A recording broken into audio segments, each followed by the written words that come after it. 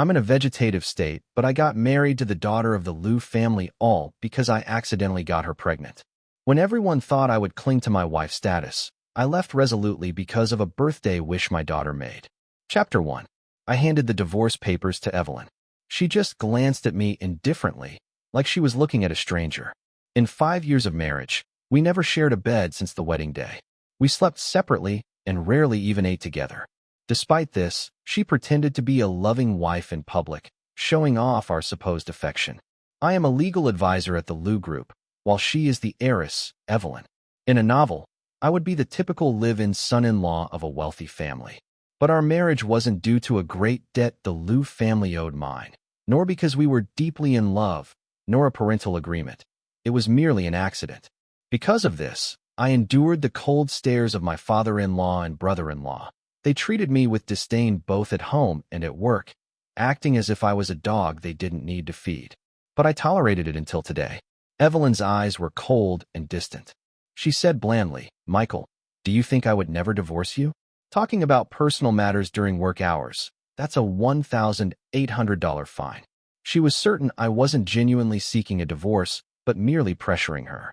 Her distant gaze reminded me of that afternoon long ago. 3 months into my job, my boss targeted me several times because I unknowingly took a position he wanted for his candidate. He berated me for my writing style differences. Frustrated, I went to the corner of the company courtyard to smoke. That's where I met Evelyn. She was stunning in a black fitted dress. Her hair swayed gently in the breeze, her features fresh and elegant, her red lips parted under a high nose, and her eyes, beneath thick lashes, were like a spring pool. As I approached, I smelled a faint floral scent. Despite her beauty, she was crying against the wall. I exhaled deeply and impulsively patted her shoulder. She looked up at me, startled, her teary eyes shining. I sympathized deeply, saying, "Did you get scolded too? Let me tell you, the higher-ups here are all brainless. Why get mad at idiots?" She frowned and asked, "Are they all like this?" "Of course," I replied. I smoked while naming and cursing all the leaders I knew for 10 minutes, venting my anger. Then I added, "If the company keeps running like this, it'll be doomed. Don't be sad. Curse them, too. Every employee curses their boss. You'll feel better if not. Lean on my shoulder." To my surprise, she leaned on my shoulder, finding solace. Her hair brushed my cheek, fragrant. I felt her breathing, initially rapid, gradually calming. My heart pounded as if shocked by electricity, unable to calm down. I thought it was a beautiful afternoon. But then she got up, smiled, and pointed to my badge, saying, "Michael, right? Slacking off and smoking during work hours. That's an $18 fine." Later, I learned she cried because of Julian, but I had already fallen deeply in love with her. Evelyn never liked me from the start. It was always Julian, so I didn't bother arguing. "Find me, let her," I said. "Evelyn, I want a divorce as soon as possible." Evelyn finally glanced at the papers and said, "Michael, if you want to trick me, at least make a real divorce agreement. Only compensation." Evelyn didn't know the amount matched what her father once offered to make me leave her. But I stayed because I am a transmigrator, completing missions to wake up from a vegetative state. After meeting her, the system told me the mission: marry Evelyn and have a child. No matter how hard I tried, I couldn't warm her heart. We have no future. This money is a belated compensation. I don't want to argue. The $50 million in the agreement is a negotiable amount for the Liu family and a fortune for me. Enough for a luxurious life. Evelyn stood up, looking at me disdainfully in her expensive designer chiffon dress, and sneered, "You didn't even write about our daughter's custody. What? You don't want your precious daughter anymore?" I smiled faintly. "No." Chapter 2. I used to love Lila more very much. As an orphan since childhood, without parents or siblings, only my shadow accompanied me. I didn't understand the meaning of family until I first held Lila in my arms, seeing her tiny face and feeling her warmth. My heart melted. This feeling filled my soul, completing a missing part of me. Every smile, every glance from her brought me immense happiness, making me feel I finally had a family, someone worth protecting with my life. I gave all the affection I lacked in my childhood to Lila. I was incredibly protective of her. She was my only blood relative. So if I didn't cherish her, who would? But Evelyn had no feelings for Lila. Since Lila was an unexpected pregnancy, Evelyn's contempt for me also transferred to Lila. When the doctor placed Lila beside her after birth, she merely glanced and turned away, saying, "She looks like Michael," then left Lila for me to take care of. Mother didn't love her, so I played both father and mother. People say daughters are like little jackets to their fathers. I never received familial love and wouldn't let my daughter miss out either. For 5 years, I poured all my patience and love into every stage of her growth. Strangely, Anna adored Evelyn. She had a talent for languages. At just 3, she coldly said to me, "Mom doesn't spend time with me because it's your fault, Dad." I took it as childish talk. At 4, she met Julian, who had returned from abroad after his divorce. She told the nanny, "No wonder Mom likes Julian. I like him too. Uncle Julian is much better than Dad. He's handsome and rich, always buys me lots of treats, unlike Dad, who never lets me eat anything fun." Just because I wouldn't let her have too many sweets, she pouted angrily. I overheard her complaints from the kitchen, suppressing my discomfort as I gently said, "Lila, Daddy will make you new candy." Daddy made them himself. Pear and hawthorn candy, delicious and healthy. But she grabbed the candy I made and threw it into the trash can. "I don't want your garbage. I want the fancy candy Uncle Julian brought from Italy. I want cavities, so what?" I stared at her, stunned. At that moment, I realized how much Evelyn's daughter resembled her, both unresponsive to my warmth. Especially on her 5th birthday, both mother and daughter invited Julian. While lighting the candles, I suddenly heard the long-absent voice of the system. "Host, long time no see. I'm back." Although others couldn't hear it, I instinctively stepped outside. "Host, your mission is complete. You have enough points to return. You can also choose to stay. After all, you have a family now. In the original world, you were all alone." As I hesitated, Lila made the decision for me. Just as I stepped back into the hall, I heard her birthday wish. Her voice was clear and loud without any regard for me. "Can Mom and Dad divorce? I want Uncle Julian to be my dad." Everyone was stunned. Evelyn just frowned slightly and said, "Make another wish." Julian teased her, "You can't say that. Did you get your dad's permission to switch dads? You'll get a spanking." But his eyes were filled with undisguised pride. I smiled. Turning to the system, I said, "Take me home. I don't want to wait another second." Chapter 3. But the system gave me bad news. Since the central system has received too many second and third-time transmigrators, there's now a cooling-off period for leaving the system. I was stunned.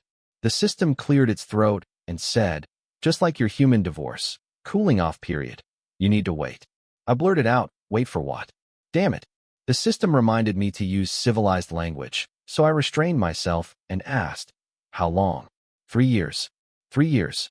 System, are you kidding? Wait until all the vegetables in your garden wither?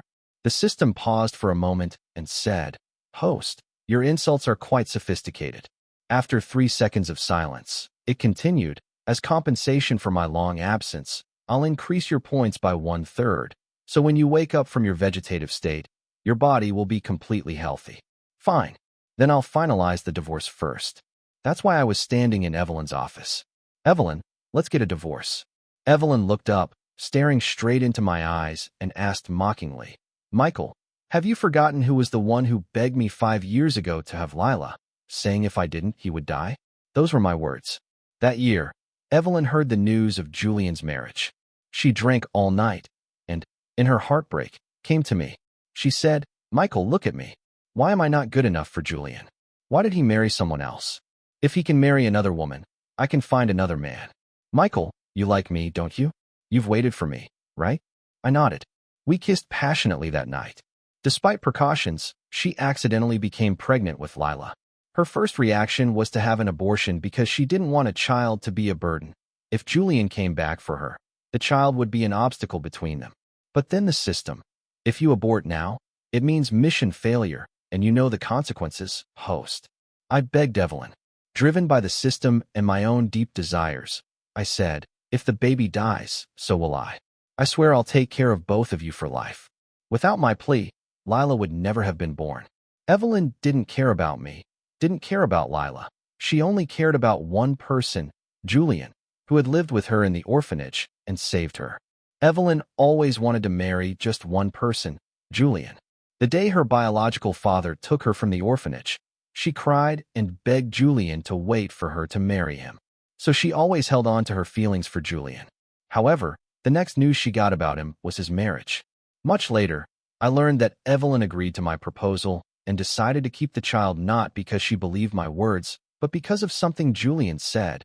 He told her, "Evelyn, why do you think you deserve me to wait for you forever?" Chapter 4. I looked at Evelyn's beautiful face, but I was thinking, I hope I never see her again. I said calmly, "Since both you and your daughter like Julian, after the divorce, you can form a family. Everyone will be happy, right?" Evelyn smiled at me, but I could see the disdain and arrogance beneath her smile. She said, "Michael, aren't you hypocritical? Do you think this will make me beg you? You really disgust me. Also, the child is mine. You tricked me into having her. From the moment you tried to threaten me with divorce, you completely lost your right to be a father.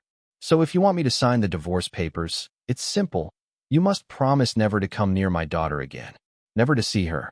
In the past, this would have been a fatal blow to me. Love makes one vulnerable. After all, she is my only relative, my only daughter. But now I don't care about anyone, so I have no vulnerabilities." Under her contemptuous gaze, I replied calmly, "Fine." She was taken aback, her eyes darkening. She grabbed a pen and quickly signed the agreement, then threw a copy at me. I picked it up and turned to leave. Evelyn bit her lip and said, "Michael, take your lies and get far away. Never come back." I said, "Fine." My emotions were frighteningly steady. But then I paused and smiled, asking her, "We haven't received the divorce certificate yet, and you haven't paid the compensation. I won't leave. Please pay in advance." "Thank you." Evelyn's face turned red. Reluctantly, she signed a check. Chapter 5. Watching Michael leave the office without looking back, Evelyn felt an inexplicable panic. Just then, Secretary Chun walked in with some documents. She had been with Evelyn for many years, both a subordinate and a close friend. She said, "Evelyn, is Michael asking for a divorce?" Evelyn nodded without replying, taking the documents somewhat despondently. The secretary smiled and said, "It's just a quarrel. Michael won't really divorce. Michael loves you and the child so much. How could he bear to leave you?" Evelyn frowned slightly and said, "Whether he leaves or not, he has no right to show me attitude. Everything he has is because of the Liu family. If he really wants a divorce, I'll make Lila change her surname to Liu." Secretary Chin smiled, put down the documents, and left. The office suddenly became eerily quiet. For some reason, she kept recalling Michael's departing figure, which felt unfamiliar. It wasn't the Michael she remembered. She inexplicably recalled that night. For the first time under him, Evelyn felt nervous and scared, her eyes red, her voice trembling. Michael had said things she didn't understand.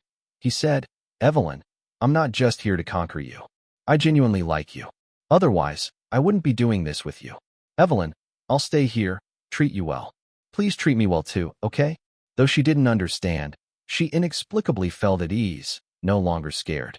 She intertwined her fingers with his and kissed him. Over the years, Michael was always gentle and considerate. The only thing that disgusted her was forcing her to keep the child, ruining her future with Julian. He absurdly said, "If the child is gone, the mission will fail and I won't exist." She had to retaliate against him. So for 5 years, she never showed him a good face. After all, he was homeless and would stay with her till death. His wish echoed in her ears again. "Evelyn, I want a cute child. The 3 of us living in a cozy home. Okay?" No. She never wanted a family. She never had one. Since childhood, her father only found her to use her as a pawn in marriage alliances. Unable to marry Julian, she married a low-level employee, but she would never follow her father's arrangements. The day Michael asked for a divorce, she couldn't stay at the office and went home early. "Where's Michael?" The nanny whispered, "Sir moved out this afternoon." Evelyn felt even more panicked inside but didn't show it. She just sneered, "He's quite convincing," then walked into her bedroom, ignoring everything else. Chapter 6. After getting the divorce agreement, I returned home. I packed a few things and was ready to leave. Lila was sitting in the living room, playing on her tablet with a candy in her mouth. Colorful wrappers were scattered all over the floor. She glanced at me and said flatly, "Mom allows me to eat these. Uncle Julian gave them to me, so mind your own business." I smiled, "I won't mind at all. You can eat 100 if you like. If you get cavities, it's your problem, not mine." Lila, I'm leaving. Where? To make room for your new dad. I won't come back here anymore. Lila frowned, her expression just like her mother's. Dad, you're talking nonsense. Mom says you're an orphan, and without clinging to her, you have nowhere else to go. Dad, you're so useless as a dad. You're such a failure. No one in this family likes you or needs you. Uncle Julian would never be so pathetic, always working or circling around the child at home. It's so annoying. Dad, you should leave. I won't miss you. Then she lowered her head and continued playing her game. Watching her indifferent back, if it were before, I would have been extremely hurt. Before, I would often ask her carefully what she was playing, if she would teach me, if I could play with her. I, a grown man, played girls' games, tea parties and role-playing, sacrificing so much time just to spend time with her. But all I got in return was her disdain. Any slight disagreement led to her tantrums and sulking. Now I don't care anymore. Whoever wants to care can go ahead. All right, Lila. I hope you can keep that tough mouth of yours. With that, I dragged my suitcase out the door. The warm sunlight stung my eyes. A phrase flashed in my mind. Live towards the sun. Chapter 7. Since I only had to wait 3 years, I quit my job, took the compensation, and settled down, renting an apartment in a nice community. No need to buy. I couldn't take it with me after 3 years anyway. The community was beautiful, and from my window, I could see the sea. But I could also see people walking into the sea. A little boy alone slowly approached the waves.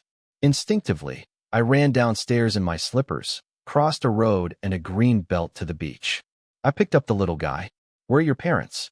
The boy was about 3 years old, with big round eyes like grapes.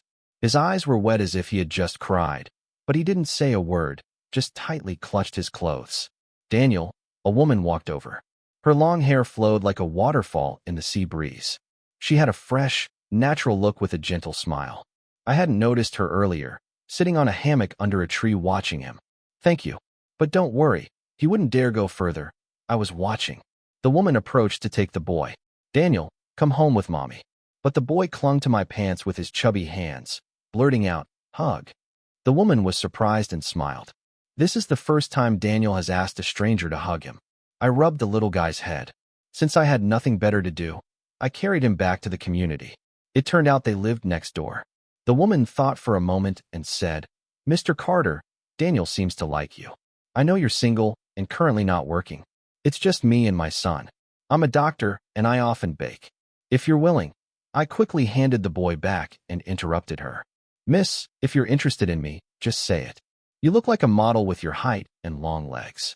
Your fair skin and beauty make you look like a celebrity. Why are you acting like a stalker? How did you find out so much about me? She looked stunned and said, Mr. Carter, I wanted to ask if you could help look after Daniel for a while. I just fired his nanny for mistreating him and need someone to watch him until I find a new one. I saw how you cared for children, so I thought I'd ask. I can make you some treats in return. I was speechless at the misunderstanding, but then I thought again and asked, How did you find out so much about me? She replied, Well, I know your information because I'm your landlord. After confirming her identity was true, I felt so embarrassed. But I'm someone who can admit mistakes and adapt. So I said, Miss Landlord, I apologize for being rude. Okay. Chapter 8. Regarding her request, I considered it for a moment and planned to refuse. After all, taking care of children is troublesome. I used to take care of Lila because I was her biological father, wanting to make up for my own unfulfilled experiences and fill the void in my heart by caring for her. But now, taking care of another child was something I wasn't sure I could do. Kids at this age love to run around, and I couldn't afford to take responsibility if something happened. However, in the next second, she said, You can name your price. So I said, Sure, sister. When do I start? There was no helping it. The child's pitiful eyes were too hard to refuse, and I couldn't bear to turn down such a lonely mother and son. Unlike my daughter, he was very quiet and didn't talk much.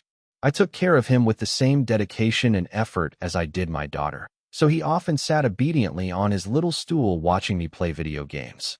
Every time I won, he clapped his little hands and praised me. Brother Carter is amazing. Brother Carter is the best. Brother Carter dominates the game. Sarah, the woman, looked on speechlessly. I explained to her that I had him call me Brother Carter because it's better to be friends with kids, not enemies. Daniel chimed in. Brother Carter is my best friend, Mom. Don't worry. I'll take care of him. You go to work. Sometimes while playing, I would zone out for a moment. Lila never did this. She always complained, Dad, this is boring.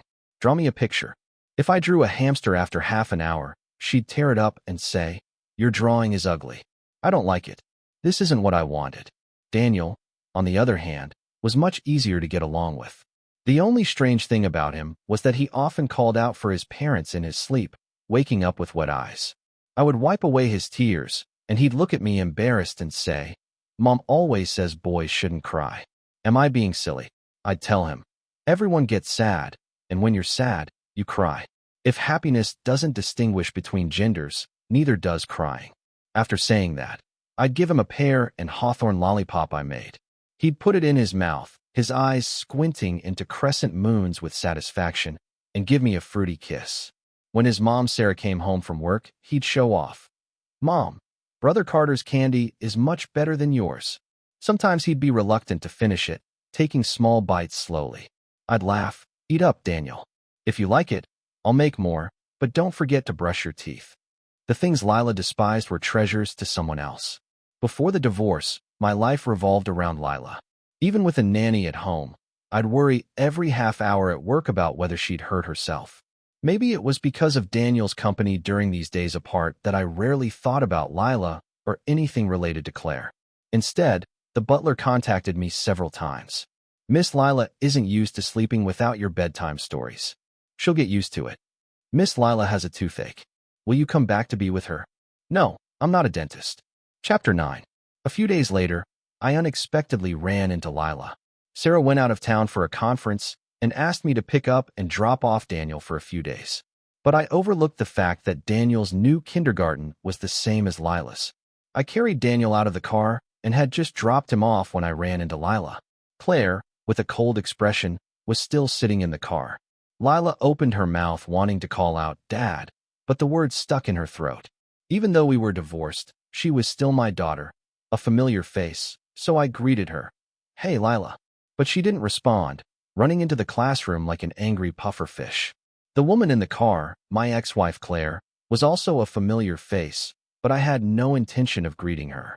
Unexpectedly, she spoke first. Ethan, didn't you firmly agree not to see Lila anymore? It's only been a few days and you can't hold back? I laughed angrily and said, Are you crazy? Does your family own this kindergarten? You can come, but I can't? As if I wanted to see you. Why don't you just transfer her to another school tomorrow? I couldn't be bothered with her. Claire scoffed behind me. Ethan, keep pretending. Chapter 10. Ethan had been away for over a month. Claire didn't understand why the house felt so empty without such an ordinary man. A substitute, someone dispensable. Lila often cried, clinging to the housekeeper and asking, When will Dad come home? Claire couldn't quite figure out her feelings for Lila. Maybe it was because she was abandoned by her family as a child, so she didn't know how to be a mother. Stop crying. You look ugly when you cry, she'd snap. Lila would hiccup through her tears. Mom, can you tell me a bedtime story? No, you don't have to sleep if you don't want to.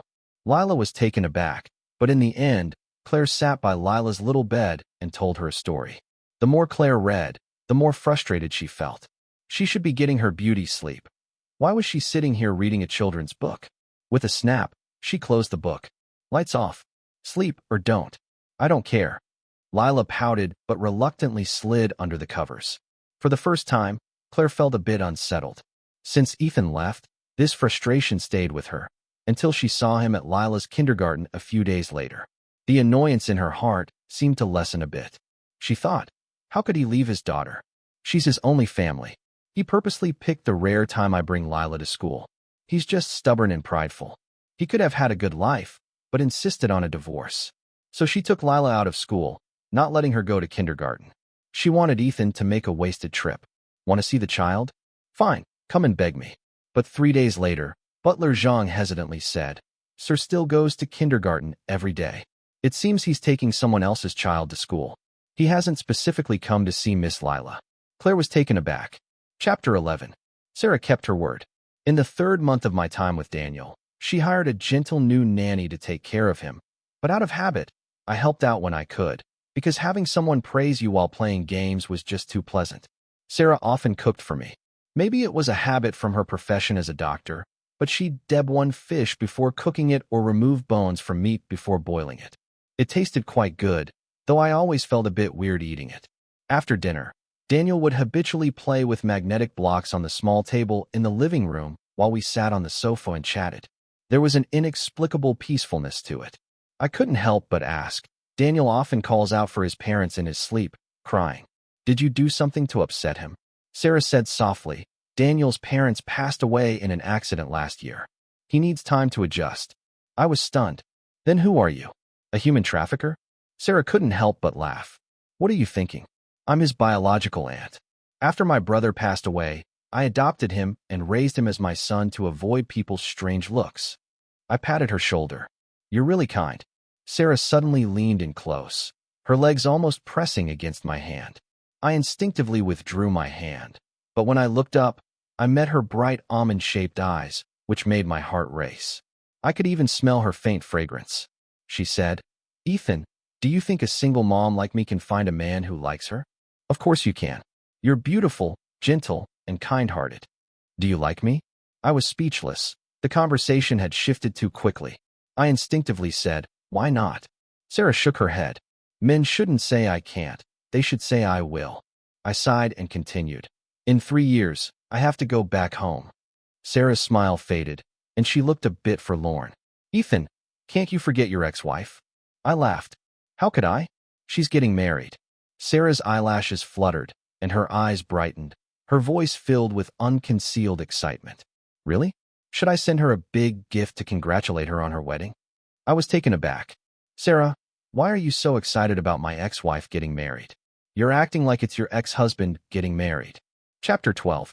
Nearly half a year had passed, and there was no sign of Ethan softening up. He seemed to have left decisively and cleanly, as if he had disappeared from her world. At first, Claire didn't care much and didn't think about Ethan often. Although Lila often stared blankly at the wooden dolls Ethan made, the nannies took good care of her, so Claire thought she really didn't like that man at all. But Julian's hint made her inexplicably anxious. He said, Claire, if you were to choose a ring, would you like a pink diamond?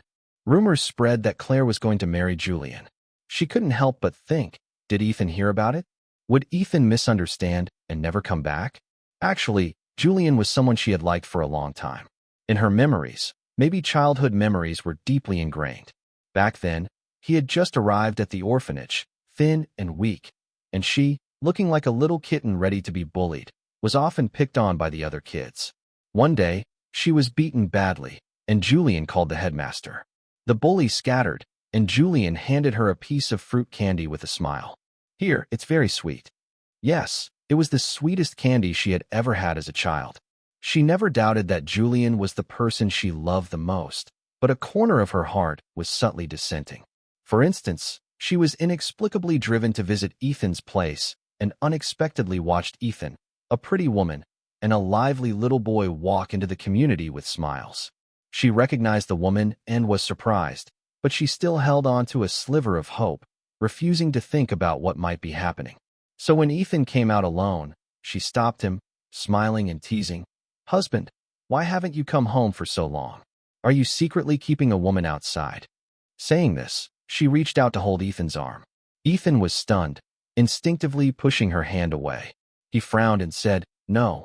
Shouldn't he be happy she came? Why didn't he take the chance she gave? Seeing his silence, Claire felt inexplicably wronged. Ethan, if I were really done with you, I wouldn't have come back. If you still want Lila, come back yourself. Otherwise, if I accept Julian's proposal, you won't have another chance. Ethan's expression was as calm as when he asked for a divorce in her office half a year ago. Congratulations, Miss Liu. Thank you for going out of your way to personally invite me to the wedding. Claire felt a strange pain in her heart, and a fire of anger instantly ignited. Her face turned red, and she said without thinking, Ethan, do you think you've struck gold with that woman?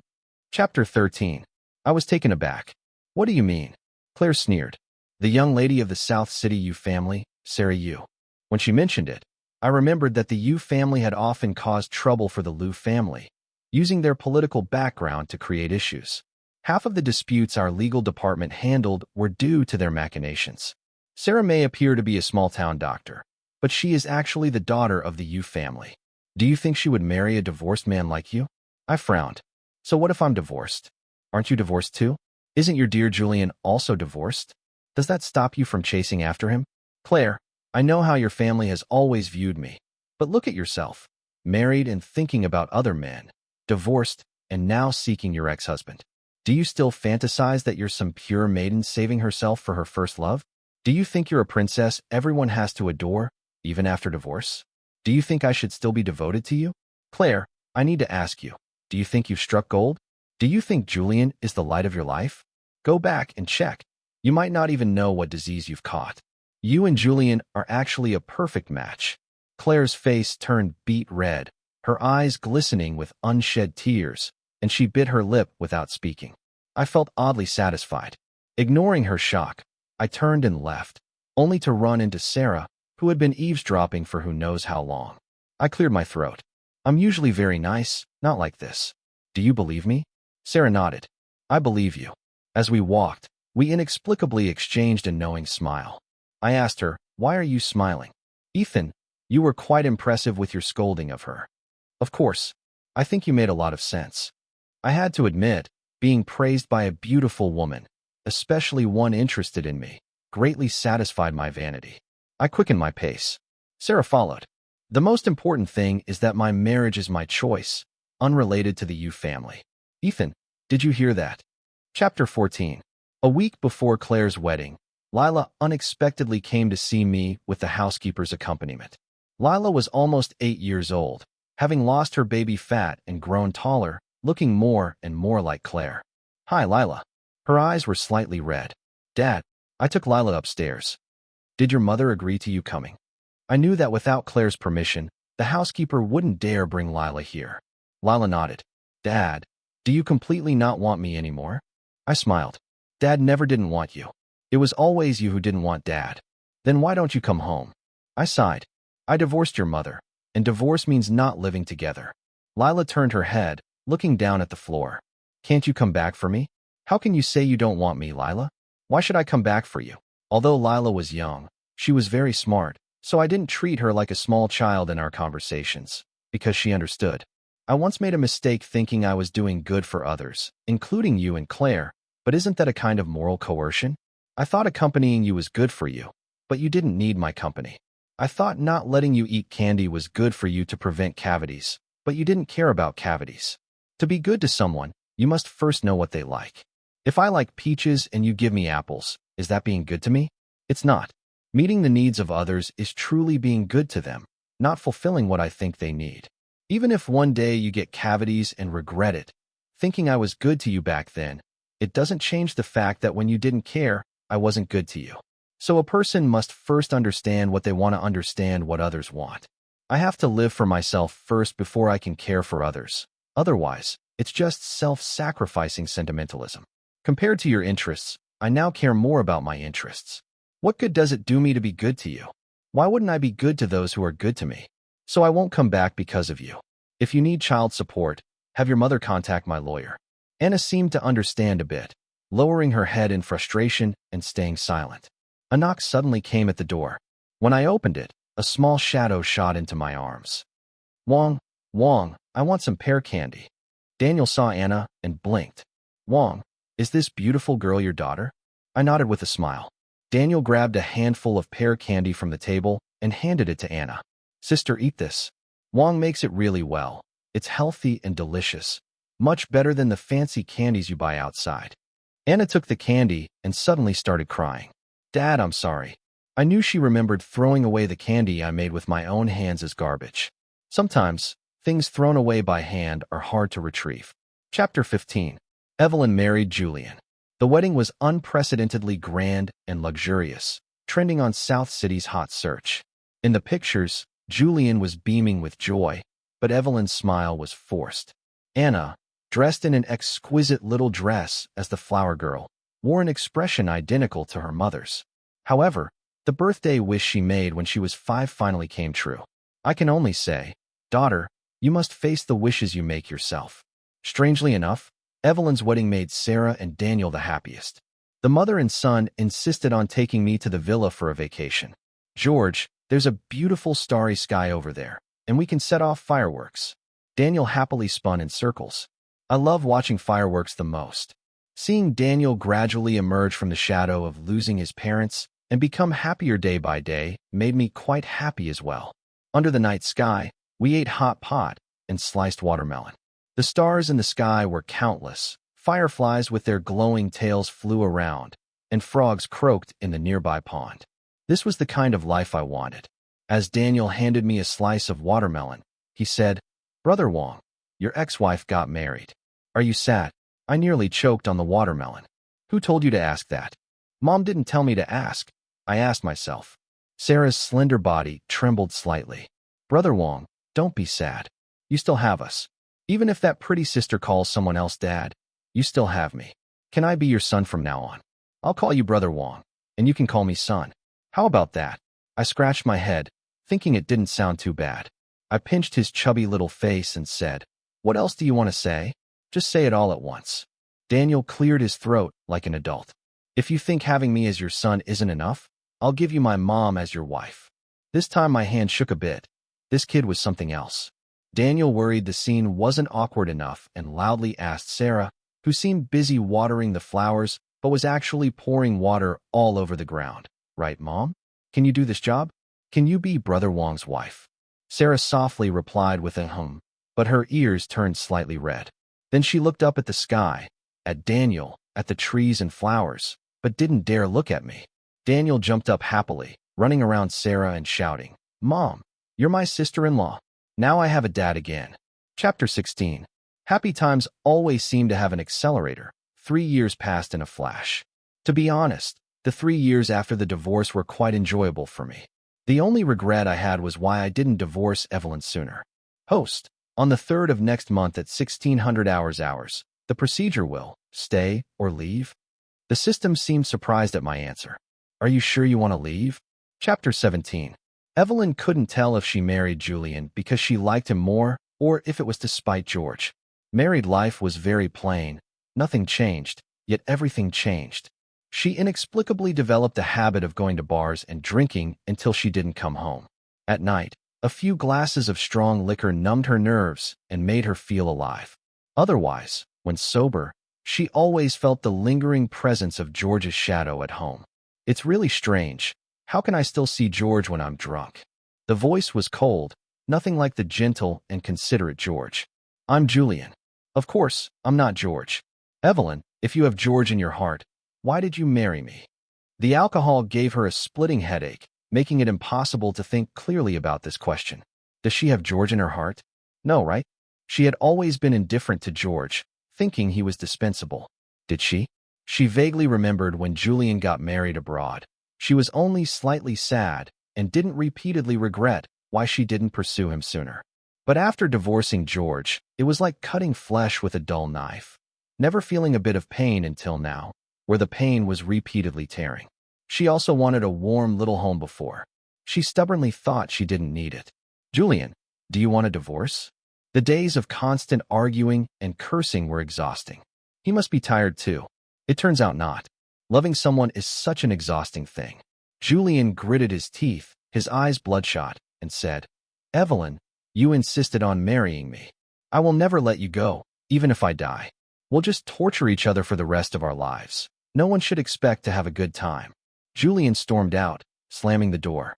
Evelyn saw Anna across from the study, closing the door with a blank expression. Is this still a home? Like 3 strangers living together. She hysterically pushed the wine glass on the table to the ground. It shattered upon impact. Broken is broken. It can't be whole again. George, I thought you would choose to stay. Chapter 18. The night before leaving, I couldn't sleep. It felt a lot like the night before my first long trip as a child. I had told Anna and Daniel about my departure. Anna's expression was indifferent. Only when I mentioned I was leaving did her eyes redden. Dad, I can't keep you here. You live for yourself first, and I respect your decision. Anna, thank you for understanding. We are, after all, father and daughter. There's no deep hatred, but we're not close either. The bond of blood can't be severed. This distant mutual respect feels appropriate. Daniel's eyes were red from crying, yet he still tried to act magnanimous. Wang, I'm okay. If you want to go home, go ahead. But you must think of me up there, boo-hoo. I wiped his tears, speechless.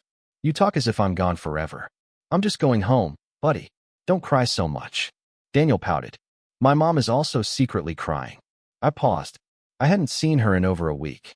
I heard the hospital had been very busy, and she barely had time to sleep. I thought about it and decided to see her one last time. Chapter 19. I had never seen the hospital so chaotic. Blood splattered across the entire wall, and a group of doctors and nurses rushed the patient toward the operating room. I glimpsed the patient lying down wearing a white coat. My pupils constricted. Who was that patient? I couldn't get through, but someone told me. A middle-aged patient attacked a doctor and then jumped to his death. The doctor who was stabbed, Lin, is a person of integrity and highly skilled. It's really heartbreaking. My heart was racing. I had met Dr. Lin before, Sarah's colleague and good friend, a gentle and kind doctor. I heard a few accusing voices from some patients' family members. That Sarah is so cold-hearted. She didn't save Dr. Lin. She saved the murderer instead. Maybe she's jealous that Dr. Lin is more skilled. They didn't understand anything. Sarah isn't like that. I had no energy to argue with them, anxiously waiting for the surgery results. The operating room doors opened, and two pieces of good news came out. Lin was saved, no life-threatening injuries. It was a medical miracle, and the murderer was also saved by Sarah. I finally breathed a sigh of relief, now having the energy to address those ignorant family members. Do you think this is a free market where you can buy and sell freedom? Is it up to the hospital to decide who saves whom? If the hospital refused to save the murderer, who would be responsible? If he died, the hospital assigned a doctor to save him. Could the doctor refuse? If the murderer died because the doctor refused to save him, who would be responsible? It's easy for you to criticize, but why didn't you stop the doctors from saving him? Why didn't you use violence to stop them? Were you afraid of taking responsibility? Those people turned red and stayed silent. I turned around and found Sarah eavesdropping again. She looked exhausted but smiled brightly. George, thank you for defending me. Otherwise, I would have been unjustly accused. In a secluded place, she quietly asked me, You came to see me, to tell me that you're not leaving tomorrow, right? I knew she was talking about leaving the system. I smiled and said, Sorry, but I am leaving tomorrow. Chapter 20. Today is Julian's birthday, and he extravagantly invited numerous young models to the villa for a lavish party. He indulged himself surrounded by beauties, while Evelyn just let him be. Since she didn't care, it didn't matter to her. Yesterday, Anna told the housekeeper she was going out to see George. Evelyn let her go. Anna now talks more to the housekeeper than to Evelyn. Today, unexpectedly, Anna knocked on Evelyn's door, her eyes red as if she had just cried. Evelyn frowned. Haven't I told you girls look ugly when they cry? Crying yesterday, and today again. Anna's voice was trembling. Dad is leaving today, going back to his home, and never coming back. After saying this, Anna left. Evelyn sat there for a long time before she regained her senses. Her heart was inexplicably flustered. She felt that George was serious, that his system was taking him back. Now she even believed he had a system. Evelyn grabbed the car keys from the table and rushed downstairs. Just as she opened the door, Julian was standing outside. He walked in and slammed the door shut, then slapped Evelyn hard. After the slap, he grabbed Evelyn's face and cursed. Evelyn, have you ever considered my feelings? You've completely humiliated me.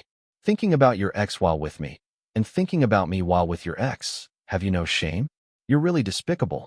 Seeing you like this makes me sick. Do you still have any semblance of a mother or wife? Who are you pretending to be so emotional for? Evelyn didn't retort. At this point, she couldn't argue back. She didn't want to think about or couldn't think about what Julian said.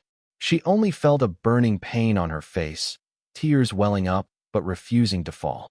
She felt anxious, like time was slipping away. But Julian stood firmly against the door. She pulled, pushed, shouted, and made a scene, ruining most of her makeup. She screamed, Move! Get out of the way! Go away! But no matter what she did, she couldn't push him away. Finally, she stepped back, standing by the window, and sneered at Julian. Julian, did you ever consider my feelings with the things you did? Secretary Chan, Alicia, Sophia, you could find anyone. Why did you have to go after my friends? The next second, She pushed the window open and jumped out. There was no time left. If she didn't leave now, she felt she would go crazy.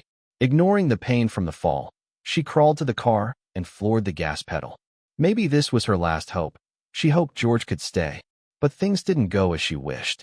Speeding recklessly, she collided with an oncoming sports car at the corner. In the piercing crash, she completely lost control of the car. Her consciousness gradually faded.